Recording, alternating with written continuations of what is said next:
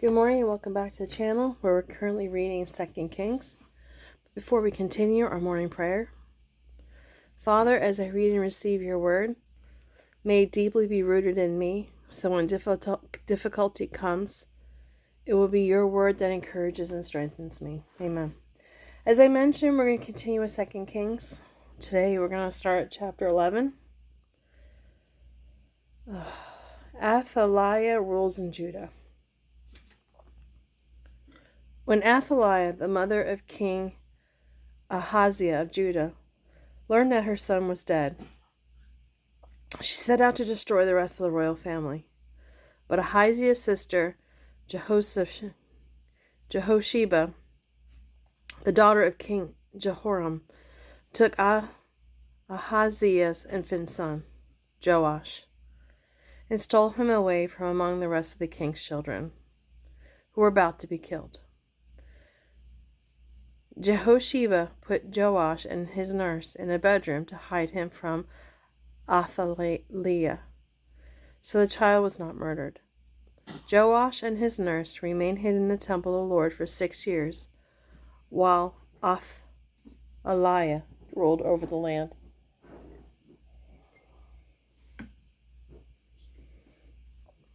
Revolt against Athaliah. In the 7th year of Athaliah's reign, Jehoiada the priest summoned the commanders, the Karaite mercenaries, and the guards to come to the temple of the Lord. He made a pact with them and made them swear an oath of loyalty, and there in the Lord's temple, and then he showed them the king's son. Jehoiada told them, "This is what you must do. A third of you who are on duty on the Sabbath are to guard the royal palace itself. Another third of you are to stand guard at the Sur Gate, and the final third must stand guard behind the palace guard. These 3 groups will all guard the palace. The other 2 units who are off duty on the Sabbath must stand guard for the king at the Lord's temple. Form a bodyguard for the king and keep your weapons in hand. Any unauthorized person who approaches you must be killed. Stay right beside the king at all times." So the commanders did everything just as Jehoiada the priest ordered. The commanders took charge of the men reporting for duty that Sabbath, as well as those who were going off duty. They brought them all to Jehoiada the priest, and he supplied them with the spears and shields that they had once belonged to the king, David, and were stored in the temple of the Lord.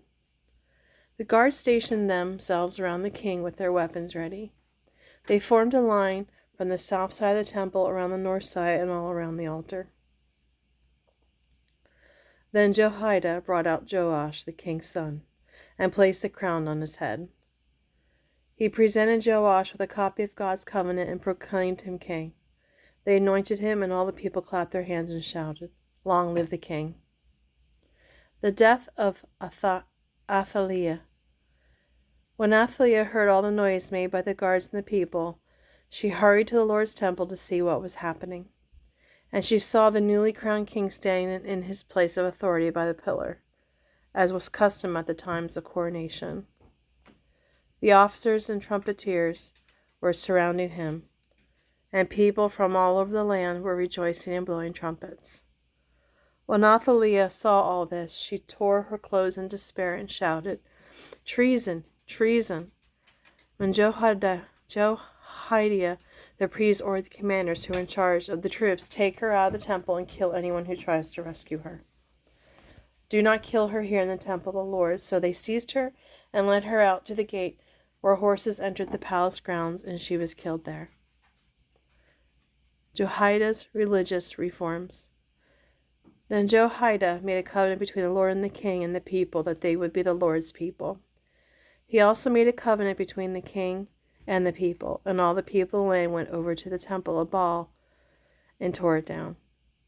They demolished the altars and smashed the idols to pieces, and they killed Mattan the priest of Baal in front of the altars. Jehoiada the priest stationed guards at the temple of the Lord. Then the commanders, the Karaite mercenaries, the guards, and all the people of the land escorted the king from the temple to the Lord. They went through the gate of the guards and into the palace, and the king took his seat on the royal throne. So all the people of the land rejoiced, and the city was peaceful because Athaliah had been killed at the king's palace. Joash was 7 years old when he became king. Joash repairs the temple. Joash began to rule over Judah in the 7th year of King Jehu's reign in Israel. This is chapter 12. He reigned in Jerusalem for 40 years. His mother was Zibiah from Beersheba. All his life, Joash did what was pleasing in the Lord's sight because Jehoiada the priest instructed him. Yet even so, he did not destroy the pagan shrines, and all the people still offered sacrifices and burned incense there. One day, King Joash said to the priests, "Collect all the money brought as a sacred offering to the Lord's temple, whether as a regular assessment, a payment of vows, or a voluntary gift. Let the priest take some of that money to pay for whatever repairs are needed at the temple." But by the 23rd year of Joash's reign, the priest still had not repaired the temple. So King Joash called for Jehoiada and the other priests and asked them, "Why haven't you repaired the temple? Don't use any more gifts for your own needs. From now on, all must be spent on getting the temple into good condition." So the priests agreed not to collect any more money from the people, and they also agreed not to undertake the repairs of the temple themselves. Then Jehoiada the priest bored a hole in the lid of the large chest and set it in the right-hand side of the altar at the entrance of the temple to the Lord. The priest guarding the entrance put all the people's contributions into the chest. Whenever the chest became full, the court secretary and the high priest counted the money that had been brought to the Lord's temple and put it into bags. Then they gave the money to the construction supervisor, who used it to pay the people working on the Lord's temple, the carpenters, the builders, the masons, and the stonecutters. They also used the money to buy timber and cut stone for repairing the Lord's temple, and they paid any other expenses related to the temple's restoration. The money brought to the temple was not used for making silver cups, lamp snuffers, basins, trumpets, or other articles of gold or silver for the temple of the Lord.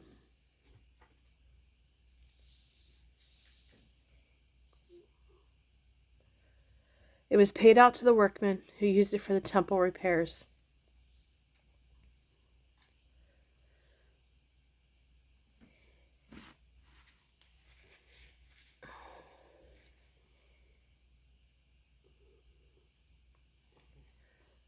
No accounting was required from the construction supervisors because they were honest and faithful workers.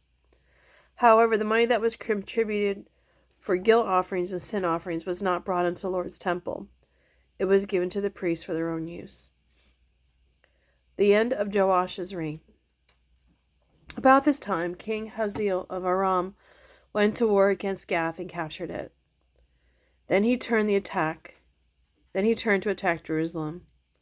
King Joash collected all the sacred objects Jehoshaphat, Jehoram, and Ahaziah, the previous kings of Judah, had dedicated, along with what he himself had dedicated. He sent them all to Hazael, along with all the gold and the treasuries of the Lord's temple and the royal palace. So Hazael called off his attack on Jerusalem. The rest of the events in Joash's reign and all his deeds are recorded in the book of the history of the king of Judah. But his officers plotted against him and assassinated him at Beth Millo on the road to Silla. The assassins were Jozabad, son of Shemith, and Jehozabad, son of Shomer.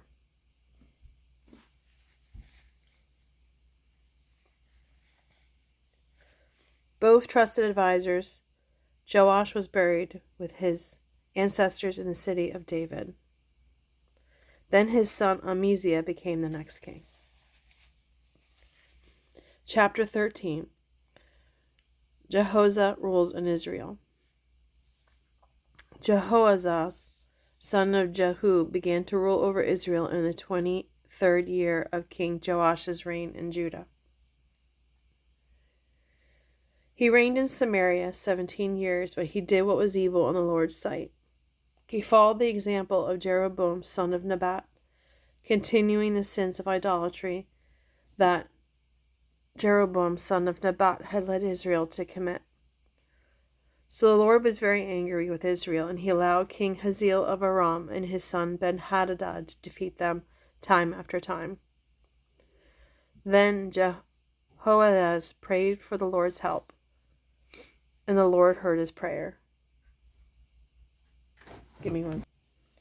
Forgot where I left off because I had to run because Kat was trying to get out. So the Lord was very angry with Israel, and he allowed King Hazael of Aram and his son Ben-Hadad to defeat them time after time. Then Jehoahaz prayed for the Lord's help, and the Lord heard his prayer. The Lord could see how terribly the king of Aram was oppressing Israel. So the Lord raised up a deliverer to rescue the Israelites from the tyranny of the Arameans. Then Israel lived in safety again as they had in former days. But they continued to sin, following the evil example of Jeroboam. They even set up Asherah pole in Samaria. Finally, Jehoahaz's army was reduced to 50 mounted troops, 10 chariots, and 10,000 foot soldiers. The king of Aram had killed the others like they were dust under his feet. The rest of the events of Jehoahaz's reign and all his deeds, including the extent of his power, are recorded in the book of the history of the kings of Israel. When Jehoahaz died, he was buried in Samaria with his ancestors. Then his son Jehoash became the next king. Jehoash rules in Israel. Jehoash, the son of Jehoahaz, began to rule over Israel in the 37th year of King Joash's reign in Judah. He reigned in Samaria 16 years, but he did what was evil in the Lord's sight. He refused to turn from the sins of idolatry that Jeroboam, son of Nebat, had led Israel to commit. The rest of the events in Jehoash's reign and all his deeds, including the extent of his power and his war with King Amaziah of Judah, are recorded in the book of the history of the kings of Israel. When Jehoash died, he was buried with his ancestors in Samaria, and then his son Jeroboam II became the next king. Elisha's final prophecy. When Alicia was in his last illness, King Jehoash of Israel visited him and wept over him. My father, the chariots and charioteers of Israel, he cried. Elisha told him, get a bow and some arrows, and the king did as he was told. Then Elisha told the king of Israel to put his hand on the bow, and Elisha had his own hands on the king's hands. Then he commanded, open that eastern window, and he opened it, and then he said, shoot, so he did. Then Elisha proclaimed, this is the Lord's arrow, full of victory over Aram, for you will completely conquer the Arameans of Aphek. Now pick up the other arrows and strike them against the ground. So the king picked them up and struck the ground 3 times. But the man of God was angry with him. You should have struck the ground 5 or 6 times, he exclaimed. Then you would have beaten Aram until they were entirely destroyed. Now you will only be victorious 3 times. Then Elisha died and was buried. Groups of Moabite raiders used to invade the land each spring. Once, when some Israelites were burying a man, they spied a band of these raiders. So they hastily threw a body they were burying into the tomb of Elisha. But as soon as the body touched Elisha's bones, the dead man revived and jumped to his feet. King Hazael of Aram had oppressed Israel during the entire reign of King Jehoahaz. But the Lord was gracious to the people of Israel, and they were not totally destroyed. He pitied them because of his covenant with Abraham, Isaac, and Jacob. And to this day, he still has not completely destroyed them or banished them from his presence. King Hazael of Aram died, and his son Ben-Hadad became the next king. Then Jehoash, son of Jehoahaz, recaptured from Ben-Hadad, son of Hazael, the towns that Hazael had taken from Joash's father, Jehoahaz. Jehoash defeated Ben-Hadad on 3 occasions and so recovered the Israelite towns. Well, thank you for joining me today. I greatly appreciate you tuning in. And I hope you have a wonderful day and a blessed day. Till tomorrow. Thank you.